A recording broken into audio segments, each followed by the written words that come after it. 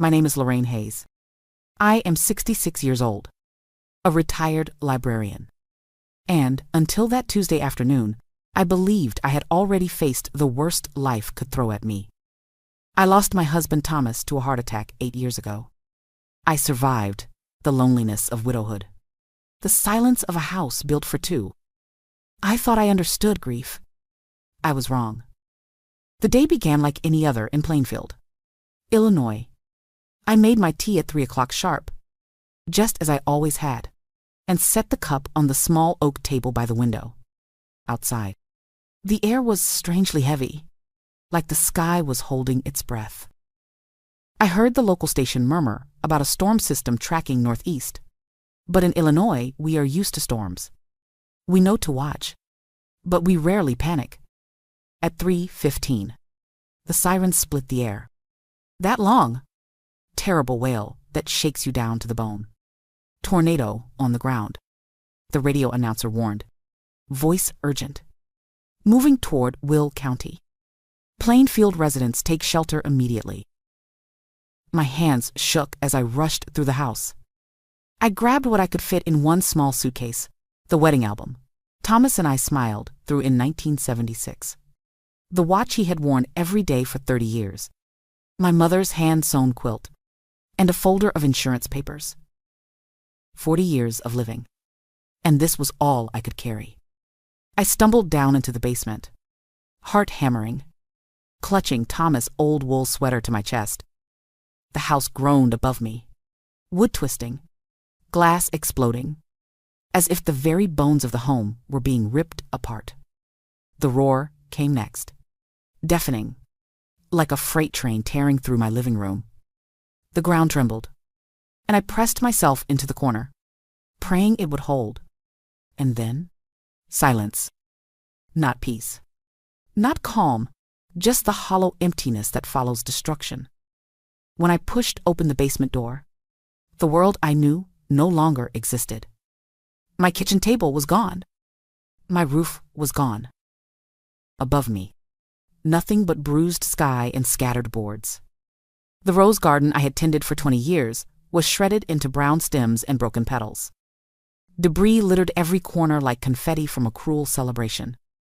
I cried then, for the first time since Thomas' funeral. My body shook as I stood in the ruins of my life, sweater still clutched to my chest. Neighbors hurried over, calling my name, but their own homes were damaged. Their own families huddled together. The Red Cross spoke of shelters, but the thought of sleeping in a crowded gymnasium left me hollow. I needed family. I needed my son. I borrowed a neighbor's phone and dialed Michael's number, whispering into the receiver with all the hope I had left. Son, it's Mom. My house is gone.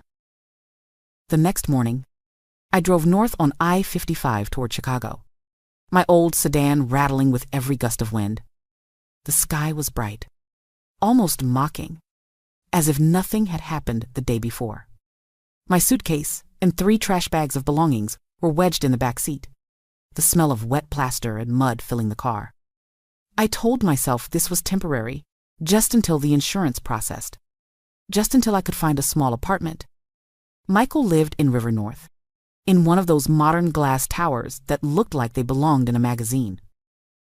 When I pulled up, the doorman glanced at my battered car and the garbage bags inside with raised eyebrows. He handed me a visitor badge, like I was an intruder instead of a mother coming home. Michael opened the door before I knocked. For a moment, my heart lifted. He had Thomas eyes, that same shade of blue that once made me fall in love. Mom, he said, stepping aside. His tone was careful, measured, like every word had been rehearsed. The apartment gleamed white furniture, polished wood floors, art pieces that screamed money but not warmth. And then she appeared. Tessa, 32. Sleek ponytail, silk blouse that probably cost more than my monthly pension. She smiled, but her eyes were cold. Lorraine, how awful about your house, she said, her gaze flicking to my trash bags on the floor. I sat on the edge of their perfect white sofa, terrified of leaving a stain. It's just temporary. I explained quickly. Until the insurance comes through. I can help with meals. With laundry. Stay out of the way. Michael lowered himself into the armchair opposite me. Not beside me. He folded his hands like he was conducting business. The thing is, Mom, Tessa and I have been talking. We value our privacy here. This is our sanctuary. I blinked at him, certain I had misheard.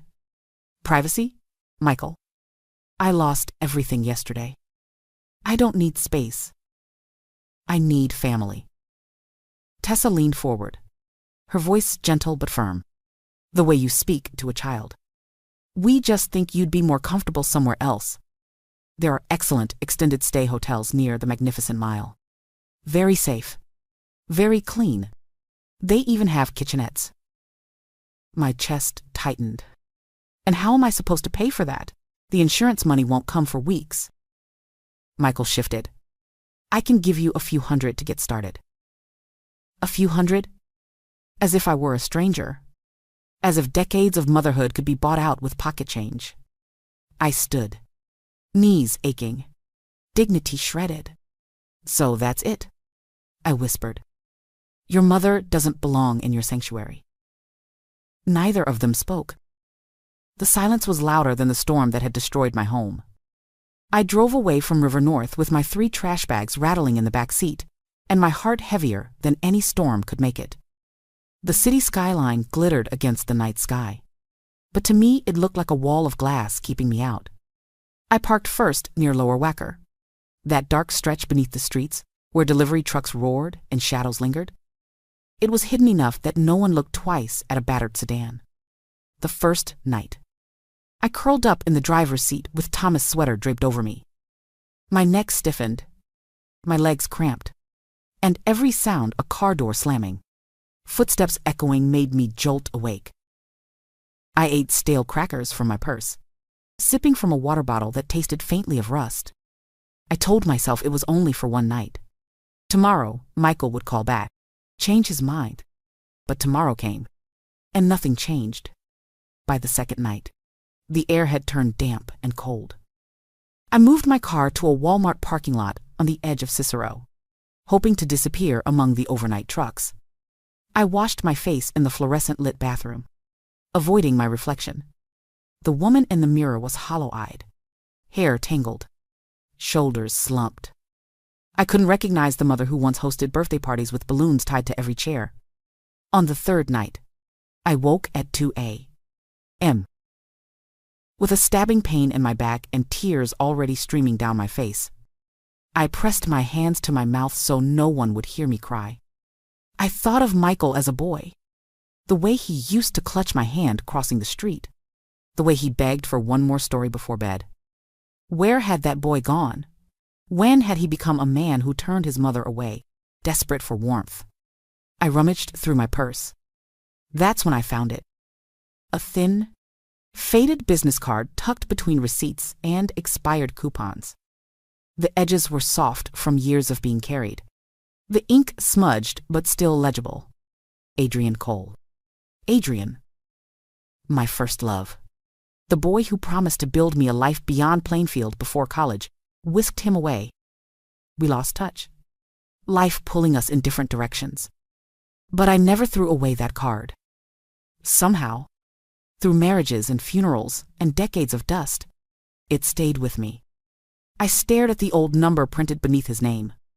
My hand trembled as I traced the digits, wondering if they still connected to anything at all, wondering if he was even alive.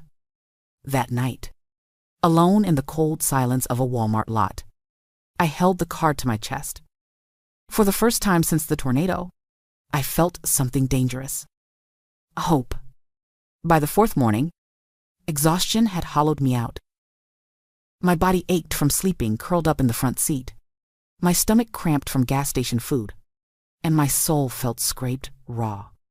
I stared at that faded business card in the pale light of dawn, debating with myself like a madwoman. What would I even say? Hi, Adrian. Remember me? I am homeless now. My pride screamed at me to throw the card away, to keep my last shred of dignity intact. But loneliness is louder than pride, and loneliness was all I had left. My fingers shook as I dialed the number. 1 ring. 2. Then a voice steady, deep, touched with the gravel of age. Cold development. Adrian speaking. I nearly dropped the phone. After 50 years, I knew that voice instantly. Adrian? It's Lorraine Hayes. Well, it used to be Lorraine Carter. Silence. For a heartbeat. I thought the line had gone dead. Then he whispered my name, like it was both a question and a memory. Lorraine? The dam inside me broke. Words tumbled out in a rush. I am sorry to call you like this. My house in Plainfield, it was destroyed in the tornado. I tried staying with my son in Chicago, but he didn't. My throat tightened. I don't have anywhere else to go. Where are you? His voice sharpened. No hesitation. No disbelief. Just action. I am in a Walmart parking lot off Cicero Avenue. Stay there. I am on my way. Adrian. You don't have to. Lorraine? He interrupted. Firm but gentle. I've been waiting 50 years for this call.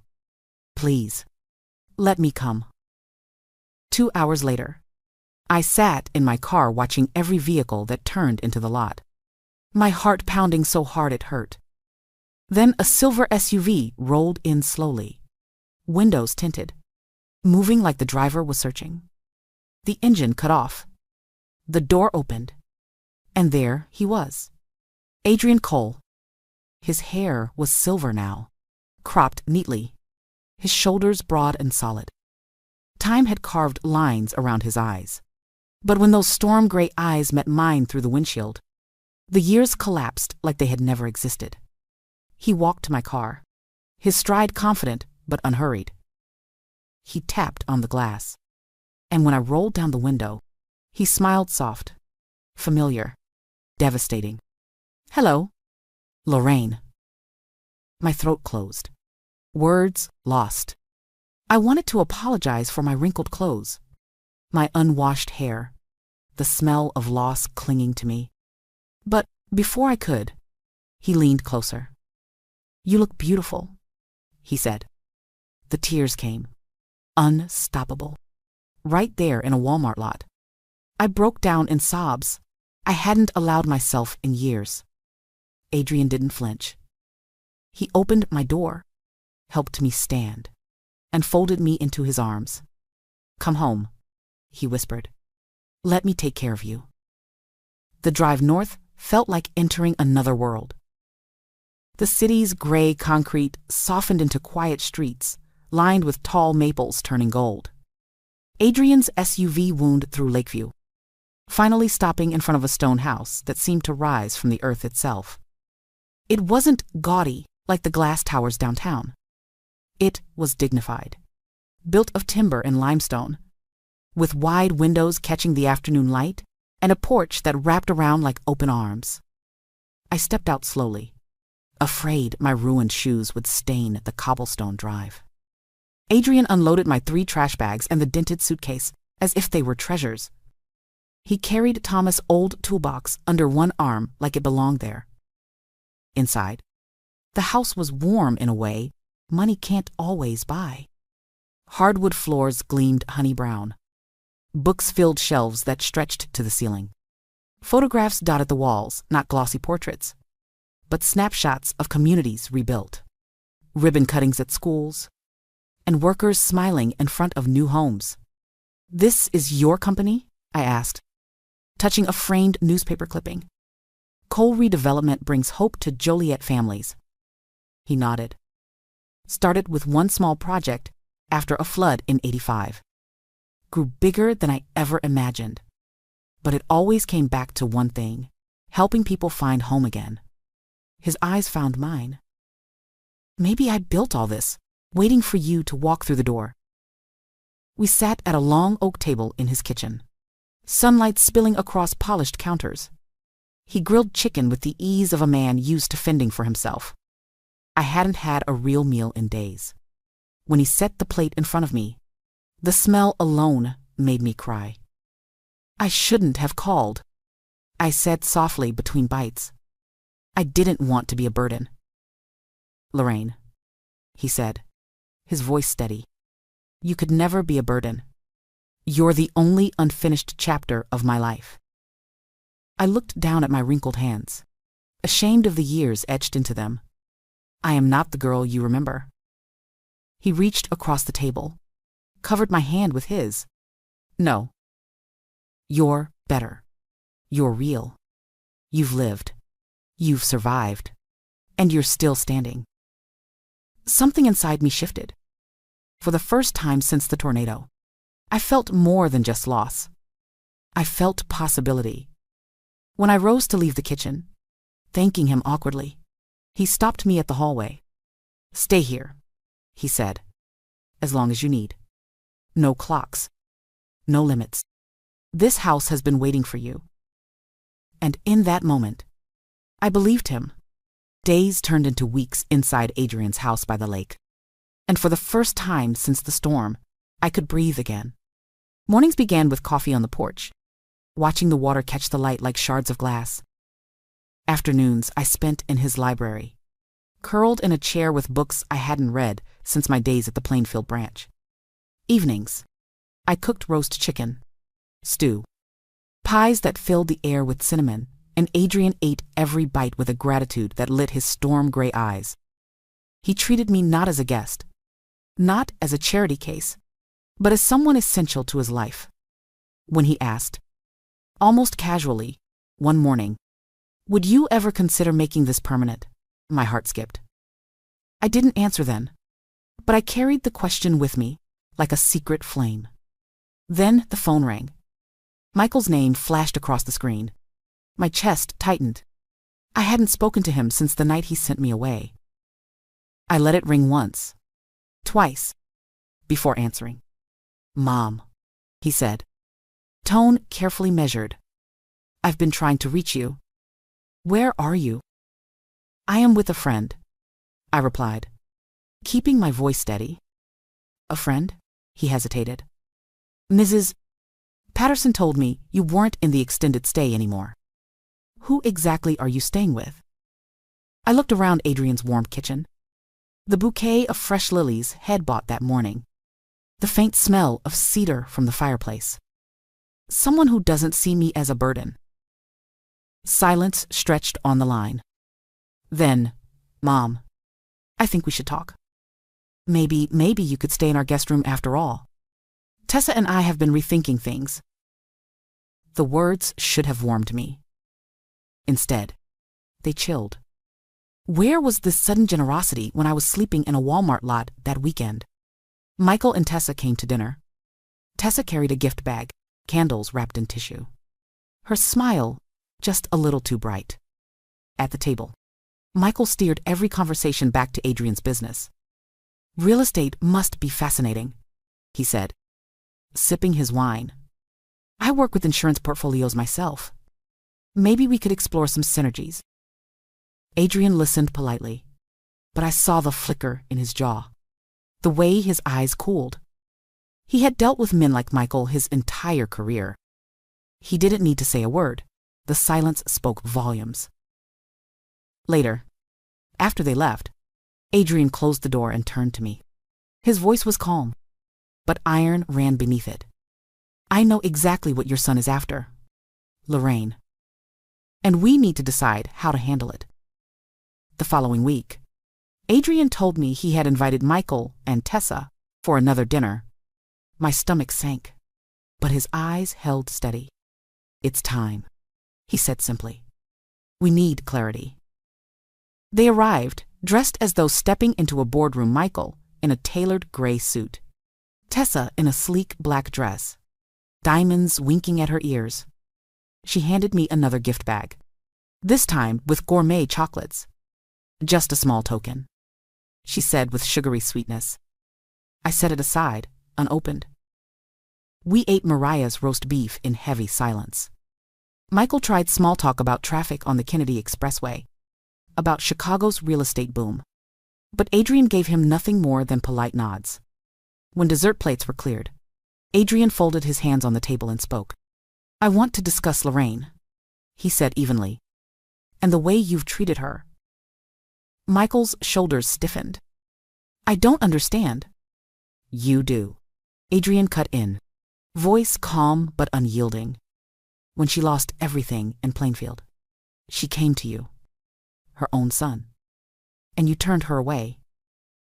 Tessa's smile faltered. Michael flushed. "We thought it would be better." "Better for whom?" Adrian's eyes sharpened. "Certainly not for Lorraine. She slept in her car while you enjoyed your sanctuary." The silence was suffocating. I felt my pulse in my throat. But for once, I didn't interrupt. I wanted to hear him say it all. Adrian leaned back slightly, his presence filling the room. "Now, suddenly, your interest in her well-being has returned. You ask about my business, my assets, my future. Let me be very clear.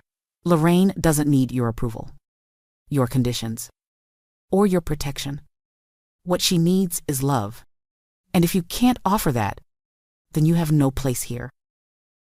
Michael's voice rose, tinged with anger. "Are you saying I don't care about my own mother?" Adrian's reply was soft but devastating. "I am saying you care more about what you think she might inherit than about her happiness. That isn't love, Michael. That's opportunism." Tessa shifted uncomfortably, eyes darting between us. We never met. But I finally spoke, my voice breaking but clear. "The night of the tornado, I needed a son. You chose yourself. That's something I will never forget." The words hung heavy in the air. Michael's face twisted, torn between shame and fury. He shoved back his chair, muttering something about being insulted, and stormed toward the door. Tessa followed, her heels clicking like gunshots across the tile. When the door slammed shut, the house was still again. And then my phone buzzed. A message. From the Land Trust office in Plainfield. The subject line read, "Redevelopment Notice." The message on my phone made my hands tremble. It was from the Plainfield Land Trust office. Redevelopment approved. Priority granted to displaced residents. Project overseen by Coal Redevelopment. I turned to Adrian, confusion and awe washing over me. You didn't tell me." He met my eyes, calm but tender. "I didn't want you to think this was pity. My firm won the bid fairly, but I made sure the plan honored the families who lost everything. That includes you. Lorraine, your right to return is protected." Tears blurred my vision. The same man who had once promised me the world as a teenage boy was now giving me back a future I thought the tornado had erased. 6 months later, on a crisp October morning, I stood in Adrian's backyard, overlooking Lake Michigan. The garden was ablaze with autumn colors, crimson maples framing rows of white chairs. There was no grand choir, no cathedral, no crowd to impress. Just a handful of people who mattered. Maria, the housekeeper. Thomas Adrian's longtime business partner and a minister who'd known Adrian since college. I wore a simple navy dress. Adrian wore a charcoal suit, his silver hair gleaming in the sunlight. When he took my hands, I felt 17 again, standing at the quarry with the boy who swore he'd come back for me. We exchanged vows with quiet voices, and when the minister pronounced us husband and wife, Adrian kissed me gently, reverently, like time itself had been waiting for this moment. Michael came, alone. He stood awkwardly at the back, watching with an expression I couldn't read. Afterward, he approached, shifting from foot to foot, like a boy again. "Mom," he said, voice rough, "I am sorry. For everything." I touched his arm, I forgive you, I said softly. But forgiveness doesn't erase consequences. Love me because I am your mother, not because of what you think I have. He nodded, eyes downcast. For once, there was no argument, just silence. And maybe, just maybe, the beginning of something real. That night, Adrian and I sat on the porch, the lake glittering beneath the stars. I leaned against him, feeling his steady warmth, and spoke to myself as much as to him. The tornado took my house, my furniture, my rose garden, but it also stripped away illusions. It showed me who my son really was, and it brought me back to the man I was always meant to find. Sometimes destruction clears the ground for new foundations. I looked out at the water, heart steady, voice clear. At 66, I have learned this: you are never too old to rebuild. You are never too broken for love to find you again. When I look back now, I realize the tornado was only part of the storm. The greater storm came afterward, being turned away by my own child. Realizing that sometimes the people you expect to shelter you are the very ones who shut the door. But I also learned something I never imagined at 66. Loss can clear the ground for new beginnings. Adrian reminded me that love can survive decades of silence and still return stronger than ever. He taught me that dignity is not measured in money or houses, but in the way we choose to stand when life knocks us down. So if you take anything from my story, let it be this: you are never too old to rebuild, never too broken to find love again. Now I want to hear from you. What lesson do you take from this story, and what city are you watching from?